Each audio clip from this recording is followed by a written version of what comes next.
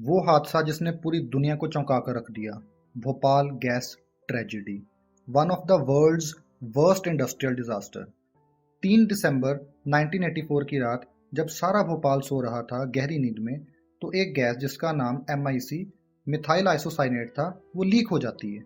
भारत के मध्य प्रदेश में भोपाल शहर के लोग जो रात को कुछ समय के लिए सोए थे, वो हमेशा के लिए मौत की नींद सो जाते हैं। लेकिन ये क्यों और कैसे हुआ, और कौन सी कंपनी इन्वॉल्व थी इस हादसे में?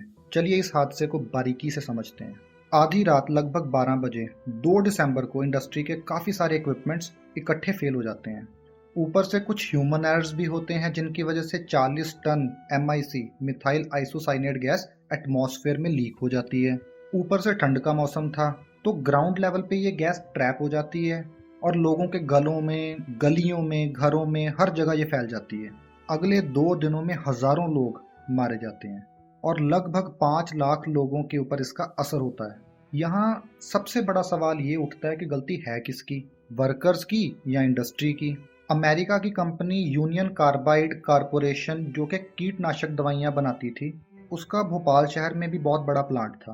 भारत में अगर हमने कोई भी इंडस्ट्री लगानी है, चाहे वो कोई भी इंडस्ट्री हो, उसके लिए भारत सरकार का एक कानून है। उसको कानून के मुताबिक दी गई चेकलिस्ट को पालन करना होता है। लेकिन क्या UCC ने इस चेकलिस्ट को पालन किया था?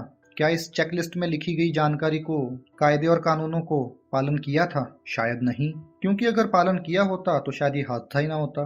क्या थे वो सेफ्टी मेजर्स जिनका पालन किया ही नहीं गया और ये इतनी बड़ी घटना हो गई? MIC methyl isocyanate gas, guys, ये बहुत टॉक्सिक केमिकल है और ये पेस्टिसाइड्स को बनाने के लिए इंटरमीडिएट है।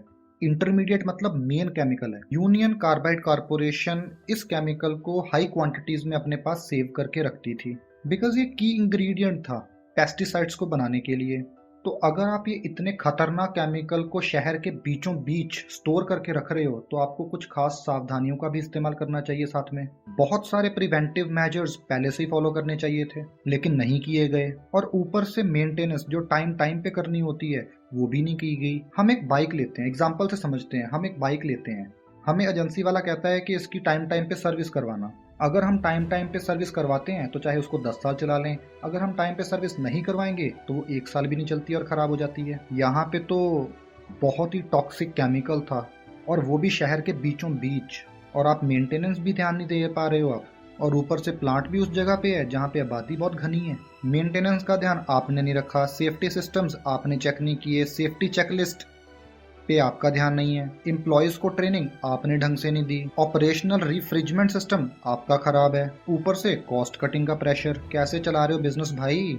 एक आध छोटी मोटी गलती तो समझ में आती है, लेकिन यहाँ पे तो गलतियों पे गलतियां की जा रही हैं। कॉस्ट कटिंग करने से हर चीज को इम्पैक्ट हुआ, पैसों के चक्कर में अपने सब कॉम्प्रोमाइज करके रख दिया। चलिए पॉइंट वाइज बात करते हैं। इनएडिक्वेट safety systems, essential safety systems जो होने चाहिए, जो होने ही चाहिए, वो भी नहीं है। जैसे कि ऑपरेशनल रिफ्रिजरेशन सिस्टम, के गैस को कितने टेम्परेचर पे स्टोर करना है, उसका क्या परफेक्ट टेम्परेचर होना चाहिए। फ्लेयर टावर ढंग से काम नहीं कर रहा। फ्लेयर टावर का एक्चुअली काम ये होता है कि जितनी भी गैस एक्सेस में हो जाती है उसको वो बिना किसी खतरे के जला देता है। यहाँ तक कि सेफ्टी अलार्म्स, कि अगर कोई घटना हो जाती है और आसपास के लोगों को टाइम से पता चल जाए और वो अपनी जान बचा पाए, वो भी काम नहीं कर रहे थे। अब ह्यूमन एरर्स पे बात कर लेते हैं कि इंसान से क्या गलती हुई, एम्प्लॉयज से क्या गलती हुई। जिस दिन ये गैस लीक हुई, जिस दिन ये हादसा हुआ, उस दिन कुछ एम्प्लॉयज से भी कुछ गलती हुई, कुछ सेफ्टी प्रोटोकॉल्स को फॉलो नहीं किया गया। उनको पता ही नहीं था कि केमिकल्स को हैंडल कैसे करना है। जब आपने ट्रेनिंग ही नहीं दी ढंग से, तो वर्कर्स बेचारे क्या करें?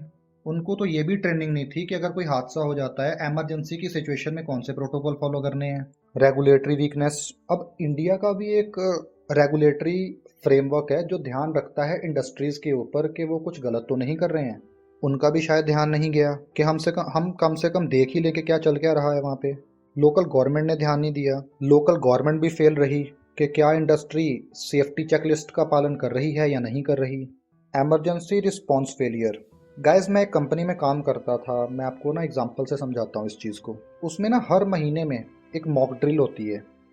उस एक कंपनी में नहीं, बल्कि बहुत सारी ऐसी कंपनीज हैं जो मॉक ड्रिल करवाती हैं टाइम टाइम पे, जिसमें ये सिखाया जाता है, सिखाया ही नहीं करके दिखाया जाता है कि अगर बिल्डिंग में आग लग जाए, अर्थक्वेक आ जाए, तो आप क्या कर सकते हो उस वक़्त?